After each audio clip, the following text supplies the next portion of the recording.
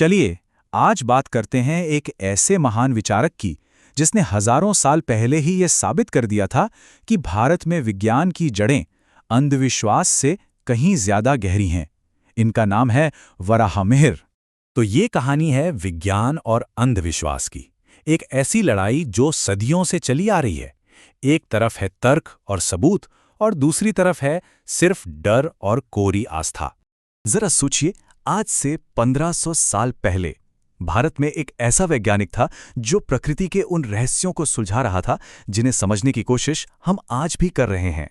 हाँ, एक ऐसा इंसान जो बिना किसी सैटेलाइट या रडार के सिर्फ बादलों के पैटर्न्स और ग्रहों की चाल को देखकर बता सकता था कि बारिश कब और कितनी होगी। कमाल है ना। इतना ही नहीं, वो जानवरों के अजीब बर्ताव, जमीन के नीचे पानी की हलचल और आसमान में हो रही अजीब गतिविधियों को पढ़कर भूकंप आने से पहले ही लोगों को आगाह कर सकते थे। और बात यहीं खत्म नहीं होती, वो आसमान में घूमते ग्रहों की चाल की इतनी सटीक गणना कर सकते थे कि आज की मॉडर्न टेक्नोलॉजी भी उसे सही मानती है। अब देखिए, ये कोई चमत्कार नहीं था, ना ही कोई दैवी शक्ति। ये था शुद्ध विज्ञान, कैलकुलेशन और प्रकृति को बहुत गहराई से देखने का नतीजा। और उस महान वैज्ञानिक का नाम था वराहमिहिर। तो आखिर कौन थे ये वराहमिहिर और कैसी थी उनकी दुनिया? चलिए टाइम में थोड़ा पीछे चलते हैं। बात है लगभग 6ठी शताब्दी ईस्वी की। जगह है उज्जैन। और इस दौर में उज्जैन सिर्फ भारत का ही नहीं बल्कि पूरी दुनिया का एक बहुत बड़ा एस्ट्रोनॉमिकल सेंटर हुआ करता था। और वराहमिहिर को सिर्फ एक ज्योतिषी कह देना, उनके साथ नाइंसाफी होगी। अरे वो तो एक खगोल वैज्ञानिक थे, मौसम वैज्ञानिक थे, एक बेहतरीन गणितज्ञ थे और प्रकृति को बहुत गहराई से समझते थे। सच कहें तो एक असली पॉलीमैथ थे। उनकी सबसे मशहूर किताबों में से एक तरह से नेचर को समझने की गाइड है। देखते हैं कि उसमें क्या खास था। इस किताब का नाम है बृहद संहिता। और हाँ, एक बात साफ होनी चाहिए, ये कोई पूजा पाठ की किताब या धार्मिक ग्रंथ नहीं है। यह है प्राकृतिक विज्ञान का एक एनसाइक्लोपीडिया। तो क्या था इसमें? अरे इसमें तो ज्ञान का खजाना था। बारिश कब होगी, भूकंप आने से पहले क्या क्या संकेत मिलते हैं, कौन सी फसल किस जमीन पर उगानी चाहिए, यहां तक कि घर और शहर बनाने के साइंटिफिक नियम भी इसमें लिखे थे। तो सवाल ये है कि उन्होंने ये सब जाना कैसे? तरीका बड़ा सीधा सा था लेकिन बहुत गहरा। पहला, प्रकृति को ध्यान से देखो। दूसरा, उसे मापो, उसकी गणना करो। और तीसरा, उन नियमों को ढूंढ निकालो जिनसे वो चलती है। मतलब ऑब्जर्वेशन, मेजरमेंट और फिर कंक्लूजन। यही तो साइंटिफिक मेथड का बेस है। चलिए अब बात करते हैं उनके उन आइडियाज की जिन्होंने उस जमाने की सोच में एक तरह की क्रांति ला दी थी।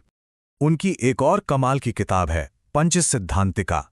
इसकी सबसे खास बात यह थी कि इसमें सिर्फ भारत के ही नहीं बल्कि ग्रीक और रोमन समेत दुनिया के 5 बड़े खगोलीय सिद्धांतों को एक साथ रखा गया था। यह दिखाता है कि उस दौर का भारतीय विज्ञान कितना खुला हुआ था। मतलब ज्ञान कहीं से भी आए, उसका स्वागत था।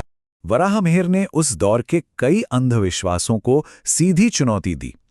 लोग मानते थे कि चांद की अपनी रोशनी है। उन्होंने कहा, नहीं, वो तो सूरज की रोशनी से चमकता है। लोग सोचते थे कि बाढ़ या भूकंप भगवान का गुस्सा है।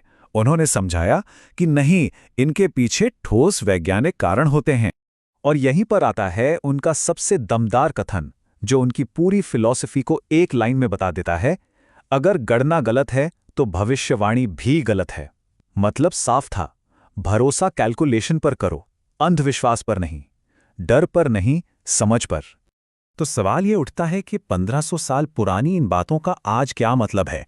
क्या वो आज भी रेलेवेंट हैं? इसका जवाब काफी दिलचस्प है।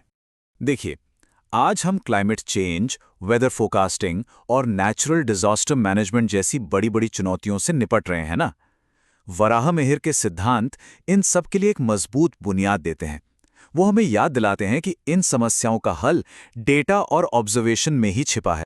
और वो एक बहुत जरूरी बात भी याद दिलाते हैं, ये जो साइंटिफिक सोच है ना, ये कोई बाहर से आई हुई चीज नहीं है। सवाल पूछना, तर्क करना, सबूत मांगना, ये हमारी अपनी परंपरा का हिस्सा है। विज्ञान हमारी जड़ों में है। वराहमिहिर सिर्फ इतिहास का एक पन्ना नहीं है। उनका संदेश आज भी उतना ही ताज़ा और ज़रूरी है जितना शायद तब था। उनका संदेश बहुत सरल है। वो कहते हैं, प्रकृति की सिर्फ पूजा मत करो या उससे सिर्फ डरो मत, बल्कि उसे समझो, क्योंकि जब हम किसी चीज को समझते हैं तभी उसका असली सम्मान कर पाते हैं। और आज के दौर में इस सोच की जरूरत सबसे ज्यादा है। तो वराहमिहिर हमें एक बहुत बड़े सवाल के साथ छोड़ जाते हैं। आज जब हम चारों तरफ से इन्फॉर्मेशन और मिस इन्फॉर्मेशन से घिरे हुए हैं, तो हम ये कैसे पक्का करें कि हमारी अपनी गणना सही हो।